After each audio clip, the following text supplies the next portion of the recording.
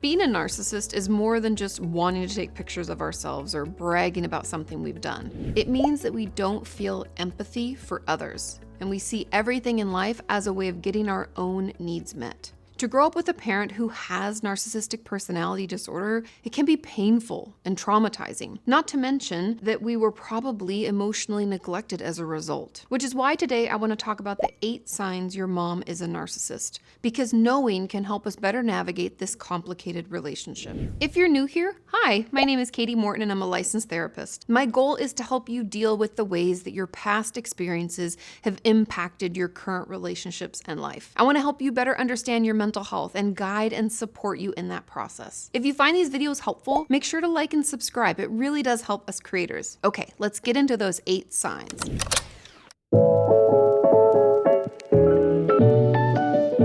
And sign number 1 is that your mother sees you as an extension of her. Meaning, you don't get to do the things that you want. It's more about her having you do the things that she wants or what she maybe wanted to do as a child. I recently read this book called, I think it's I'm Glad My Mom Died. And in it, this woman, she's an actress. She was in iCarly for many years, but she talks about the fact that even being an actress wasn't something that she wanted for herself. It was actually something that her mom had wanted and didn't get to do as a child. Therefore, she tried to live vicariously through her child by forcing her to be a child star and a child actor and making her do all these certain things so that she would be more appealing and would get roles. And that's kind of what this sign is. It's like a parent trying to make their child play a certain sport, do a certain thing, act in a certain way because that's what they want, not what the child wants. A narcissistic parent is never going to ask their child, hey, do you like this? Do you feel good when you do it? Do you want to keep doing it? They're just going to decide for you. Sign number 2 is that she can dish out tons of criticism, but can't take any of it herself. And I think the way to kind of understand this is to understand narcissistic personality disorder, or NPD. Now, someone with NPD puts on this like fake facade. I like to think of it like a Fabergé egg. They're very pretty. They're very decorated. People like them. They can be very charismatic. They put up a good front. However, for those of us on the inside, their children, we see them fall apart. We see them lash out because once that facade is down or once that facade is in danger, meaning someone kind of points out like, hey, maybe you could have done it this way. That facade falls and it's like rage. And it's really because, not that I'm not condoning their behavior at all, but the reason this happens is because that fake facade helps someone with NPD feel okay and not so under threat all the time, because it's usually not 100%, but usually it's born out of trauma. So they can be very critical of others. But if you at all try to scratch that surface, they can't handle it. Moving on to sign number 3 is that she shares private information about you with others without your permission.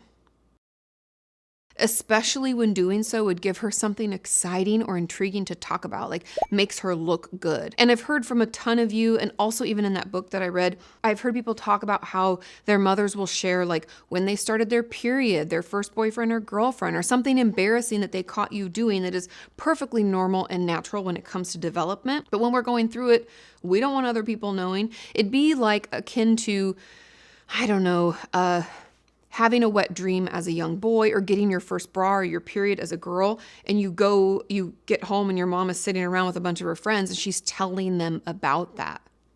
Mortifying, and also without your permission, and a complete overstep of boundaries. There's no care or concern for you or what that could mean to you. None of that. It gives them something to talk about. Or it could even be to show how good of a parent they are, right? Oh, they took you and they did this thing. It's all to boost them up, to make them look good. And so they'll share it as a way of like, yeah, but I talked to them and I handled it and went to the store, and it's about them. And so they're sharing your personal information as a way to make themselves look good, and it can feel really bad. Sign number 4 is that she holds basic parental duties over your head. Saying things like, do you know how much I gave up for you? Or to think of all the dirty diapers I changed when you were a baby. And this list can go on and on and on. And they use things that they did that, again, basic parental duties. They're the one that decided to have the child. Children, when they're really little, need a lot of things, right? They call it like the fourth trimester, that first period when you're first born, because you can't fend for yourself at all. It's actually a lot longer before you can fend for yourself. But a narcissistic mother will hold this over your head as if them doing those things means that you are forever indebted, that you have to do everything that they say because they did these basic things. And I'm here to tell you that that's not healthy. Healthy relationships are not built on guilt or feeling like you owe someone. They're built out of joy and love and respect. And if you want to do something kind for them, you do it because you want to, not because you feel like you owe them forever because they change your dirty diapers. Because I'm sorry to say, that's what deciding to be a parent looks like. And it's not the child's fault that you decided to bring them into this world. Don't let that get under your skin. That's just not true. We don't owe someone for doing essentially like the bare minimum. Sign number 5, she doesn't respect boundaries. Now, this could be your limits with how long you're going to talk to them or see them. This could even be, again, going back to them sharing information without your permission. That's definitely a boundary crossing. But it could also be what abusive language you won't tolerate. Like, let's say you told them, if you say this to me, I'm not going to talk to you. They'll continue to do that and continue to try to talk to you that way. And so any limits that you put on the relationship, they're not going to approve of them. They're not going to abide by them. They're not going to respect them. And when you pull back as a result to hold that boundary, they will again try to push past it, or they'll lash out, or they'll shame you for respecting yourself. How dare you do this to your mother? I can't believe that you would say that. You're so disrespectful. You have no idea all the things I've done for you, right? They'll pull out that laundry list and read off all the things that they think you've done that were not okay and they believe were disrespectful or hurtful to them. And so just know that anybody in our life, not just a narcissistic mother, but anybody in our life that can't respect a boundary. So when we act, remember, boundaries are not about the request we put in. We can say, hey, I don't like it when you talk to me that way. But the boundaries actually, when you do that, if you keep talking to me that way, I'm going to have to leave, or I'm not going to be able to talk to you as often, or I'm not going to see you anymore. And doing that thing, not talking to them, not seeing them anymore, that's the boundary. And if anybody in your life, when you let them know, hey, if you do that, I'm going to do this, and then you do that thing, and they get mad or they continue to push past the boundary over and over again, that's not a healthy relationship. It's built on guilt and manipulation, and it's incredibly toxic. Moving on to sign number 6, they will constantly tell you that you are remembering things wrong, otherwise known as gaslighting. Now, this usually pertains to our memory of ways that they upset us or hurt us or things they did that weren't acceptable. Let's say they overstepped a boundary and we bring it up. Hey, Mom, the reason I'm not talking to you is because you called me an asshole again, and I told you if you were going to cuss at me and talk shittily to me, I wasn't going to be able to talk to you anymore. That's why. And they'll say something like, no, you're remembering it wrong. That's not what happened. You yelled at me first. You called me names. I was only defending myself, right? So they'll flip the script. They'll try to make it seem like they were the ones that were being wounded. They're very, very comfortable being the martyr or the one that's in pain. Oh, woe is me. They're not ever comfortable apologizing, accepting responsibility, and allowing us to express what happened. And if we grew up in a situation like this, if our mom was like this, it's most common that we'll find ourselves in other relationships with these same types of patterns. This could lead to us being a people pleaser, right? Apologizing all the time for things that we have we didn't have any role in. We're going to say sorry because that's how we were raised. We always just say sorry. It doesn't really matter. Just apologize, just to make it stop, right? And so just know that that's not how relationships have to go. That's very unhealthy and a sign that our mom is a narcissist. Sign number 7 is that she's always competing with you.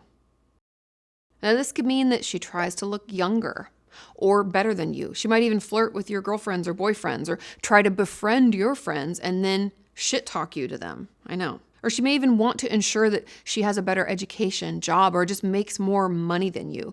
She will always want to be higher or feel better than you. And if she doesn't, then she'll try to take you down a notch. They can do a lot of this manipulation in order to always feel like they're on top and you're just down below, because that's where they're the most comfortable.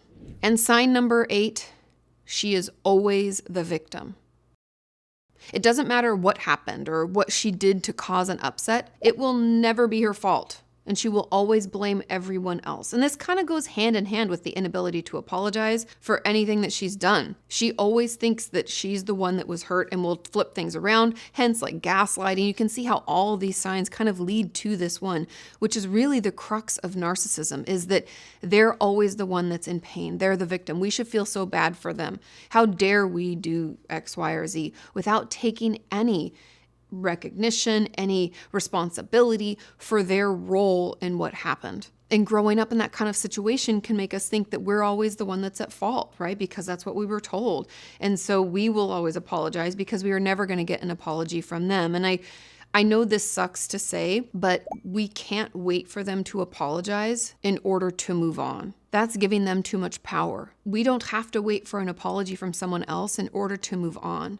And all these signs can cause us to be anxious, a perfectionist, or struggle with all sorts of other mental health issues. We can even find ourselves dating or having friends that are just like her, which is why it's so incredibly important that we notice these signs and find ways to heal from the damage. So let's jump into a few ways that we can heal.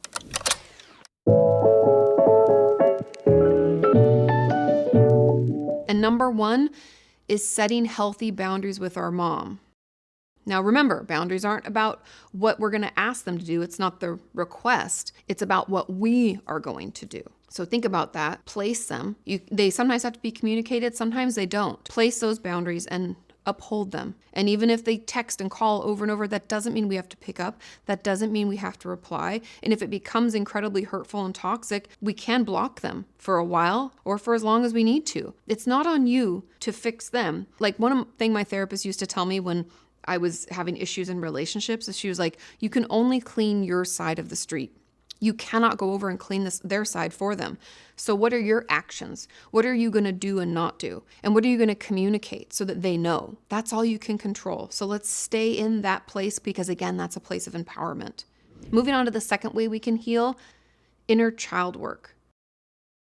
I know I talk about this a lot, but it's so incredibly helpful. When we grew up in this type of situation, we often thought we were always to blame. This can affect our self-worth and our confidence. We could have thought that we were just an extension of them and we don't even know how to choose for ourselves. When we're given a bunch of options, we might say, I just don't know. And we really don't, because younger us never got to figure that out. Taking the time to either journal back and forth from younger us to adult us, or even just looking at a photo of us from when we were younger. There's that filter on TikTok, the teenage me or whatever, that could help too. But seeing a younger version of ourselves, maybe listening to music from that time, can kind of get us in the zone to remember what it was like for you at that point in your life. We often look back with adult eyes and think, well, I could have just got out, or I could have done this or said that. We often forget how we were at that time.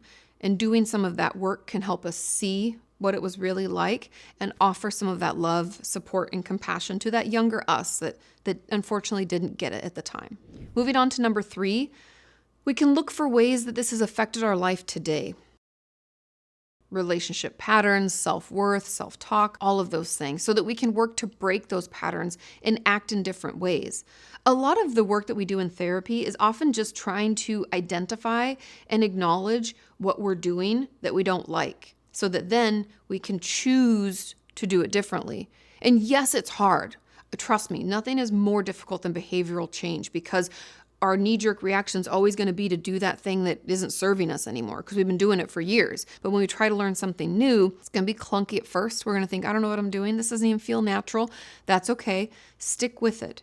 In that time of this is uncomfortable, I think I'm acting weird, I don't really know, check in with yourself, check your facts, talk to your therapist if you need to, and push forward. Keep trying it. Keep working it. And if you go back and do the thing that you used to do, that's okay. We're just learning, right? We're going to try to pull it back over to this new way. And it can be really hard, but the more you try and the more you do it, that muscle will get stronger and it'll get better.